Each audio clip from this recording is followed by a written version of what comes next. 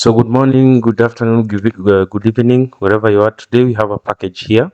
Um, it has been sent to me. You can see the package details there in Nairobi. So the customer told me, okay, the details of the machine. The customer told me it's a 1030 G2 and it powers on without display. A machine that powers on without display, very high chances we usually have a problem with the CPU. So let us just remove it out, and we'll have to test it first and see how it behaves, and from there we'll see what to do. Okay, fine. Let's open it up. So we'll have to plug it in, see the current it's taking. If it's taking the right current, well and good, and then we'll have to again confirm if it's having display or not. Remember, machines that usually have no display, higher chances they usually have CPU related issues. So let me bring in my power jack. This uses blue pin, so let me look for the blue pin adapter here. I think I have it here. So we'll remove the blue pin jack, put it in, then so it's taking nothing. Oh, it's taking pre-charge current, which is a good one. Then it's taking 0.5, which is actually a good current. There's amount of current, sorry, that the machine should be taking. At this point in time, this machine should be able to display, okay? But then we'll have to give it time to see if it is displaying or not. The fan is spinning.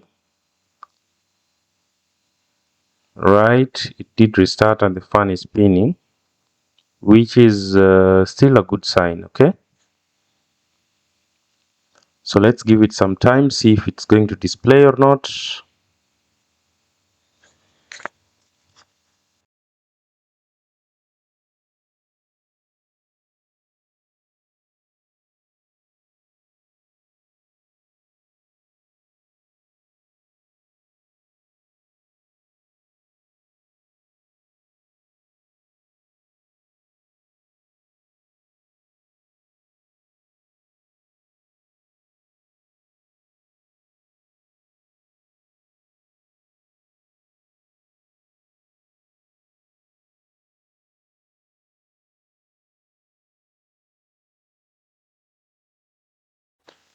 Okay, so after a while, I think it still does not have display, okay? So we'll have to go into details to do the very basic things. We're going to start with programming its BIOS to confirm whether the problem is BIOS related, because normally if we have uh, a problem with the BIOS firmware, the machine might not display because it does a lot of work in the power on self-test, okay? That process usually takes a lot of time, and we'll have to start with the BIOS programming, then we proceed and check. Probably we could be having a problem with the RAM chips as well. High chances we could be having a problem with the CPU as well. So if this doesn't work, we'll have to look for a donor board and do replacement of the RAM chips, because the way the machine is behaving, um, it could show the same thing, okay? Okay, fine. We'll proceed to the next step. We'll have to go to the BIOS chip. Let's look for the chip, because we definitely have all those basic voltages. The 19 volts, we have the 3.3 volts, we have the 5 volts. The machine cannot power on without those primary voltages. We have two BIOS chips here. The first one is this is the wind bond. All of them are wind bond, eh? Yeah, but one is the EC BIOS, the other one is the main BIOS. Normally we'll do programming for both the BIOS chips. Normally we'll do programming for both the BIOS chips. Okay, I don't know, I have a problem with my scope. Okay, Right, I'm having a problem with my scope. Let me just refresh the scope. My scope camera. Okay. We have removed the chip. It is the Windbond 25Q128 JVP. Right. So 128 means it is a 16 megabits chip. So we remove the adapter. Let's look for the right adapter. We will put it inside the adapter. This should be the smaller chip, right? Okay. Then we'll have to, of course, do the erasure. I think I have I have a good BIOS firmware for this exact model. It is the old man. The old man. I think the board number. I think, but I'll have to confirm. But I have it. So we plug in the machine. I'll have to share my screen so that we do the BIOS programming together. At least as you learn to do the BIOS programming for these SMD chips. So we have the read, we have the program. The first thing is we will have to detect the chip. So detect, we have a series of chips there. The GD, it was the W128 JV, all right?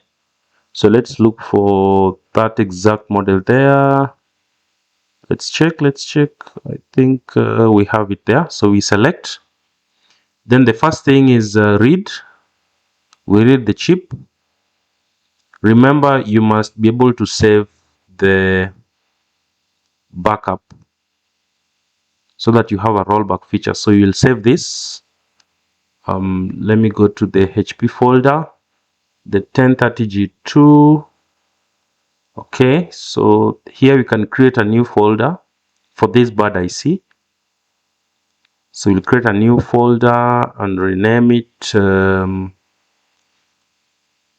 Okay, so that's okay. Powering on with no display, so that at least anybody who has it can have it. So we save that, save as. Okay, then we load a new BIOS, browse. I think I have a couple of BIOS firmwares here. I think this one should be working. Let me see which one is working. The old man tested. I think this one is okay. That one is okay. So we'll take that, the 16 megabits, then we open it.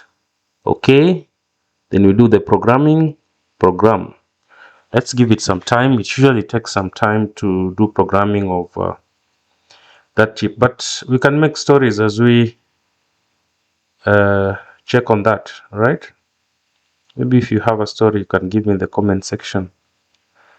Okay, so I think we can use the pogo pins instead of usually having to remove the chips each and every time. But then, okay, I still haven't acquired my pogo pins to use for programming of those exact chips. Okay, but it's a good idea. It's a good idea getting the pogo pins so that you don't have to be stressing the motherboards each and every time you want to do the programming of the BIOS chips. Is some good thing. So it is flashing. It has done the erasure, so it is programming succeeded. So we have done programming for that exact one. Remember, we have to do programming for the two BIOS chips, okay? Just to be sure. So this one is done. We'll have to remove it from the adapter. We get in the second BIOS chip.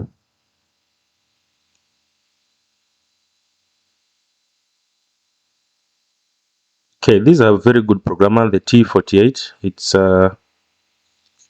one very good programmer. I think I've used it for a while now. Again, we'll have to do the same process. We detect, we get the exact chip. Okay, we have it there, the JVEN. We select, we have to read. We save. Reading is very fast, it has a very high reading speed. So back, then we save. We're going to save it in just the same folder we used to save the other one. Save as. Okay, then we load another BIOS, the 8 megabits BIOS, which is this one. We open. Okay, then we do the programming for that BIOS chip as well. Again, we'll have to be patient. It first starts with the erasing. So after erasing the chip, it goes to, it verifies the ID. All right, it unprotects first, then does the programming. After doing the programming, does the verification. After the verification, then programming should be successful. So that's okay. We'll go back and take back the chips and hope for the best. Okay.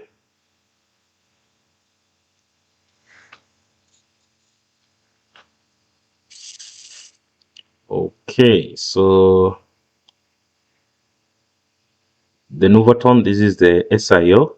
I think just besides the SIO, those are the Cynics RAMs. Okay.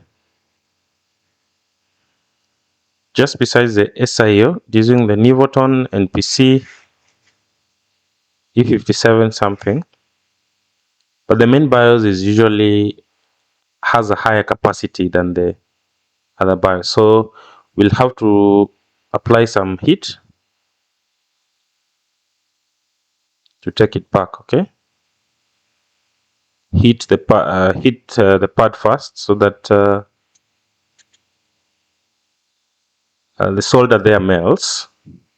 So after it has melted, we can put the chip so that we don't stress the chip so much.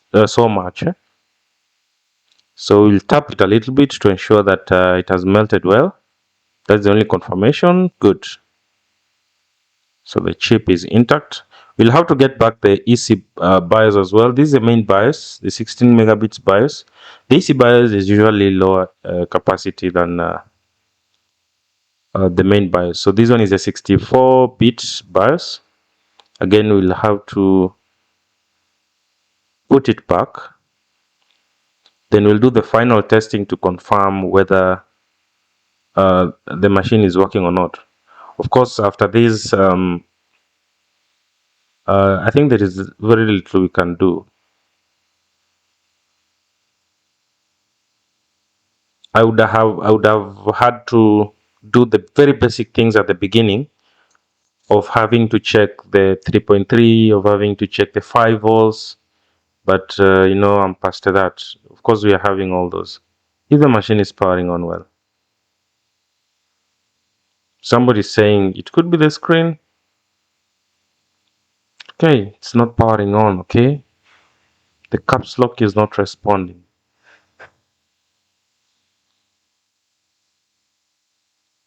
And if that is the case, the machine should be able to power on with external display, of which it was not. So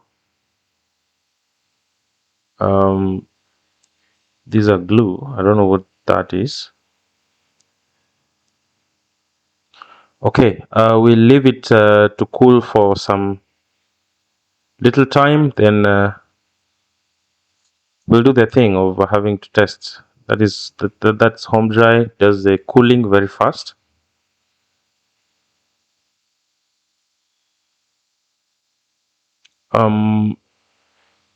Sorting out issues with which are not power related are usually the hardest on these exact models, because you could be following up a very weird signal that maybe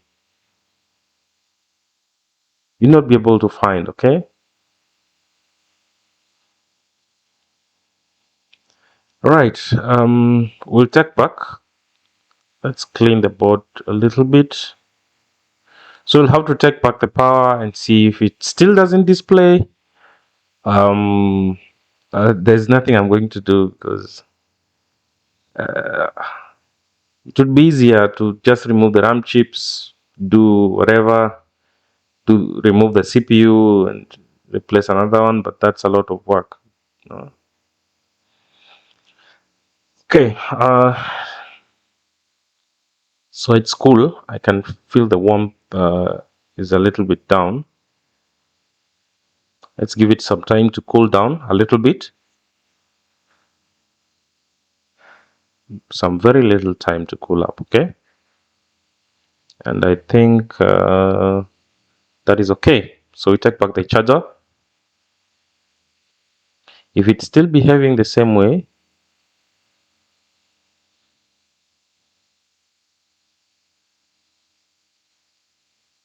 powers on without display. This fault is usually very weird, okay? That if it's not a hardware related issue. We have pre-charge current, and does it come on?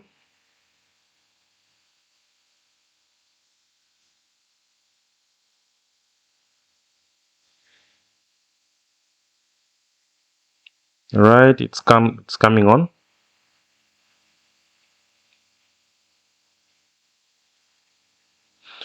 Still same problem. Okay, I think I left it for some little bit of time, and that should be the end. So these are no fix, right?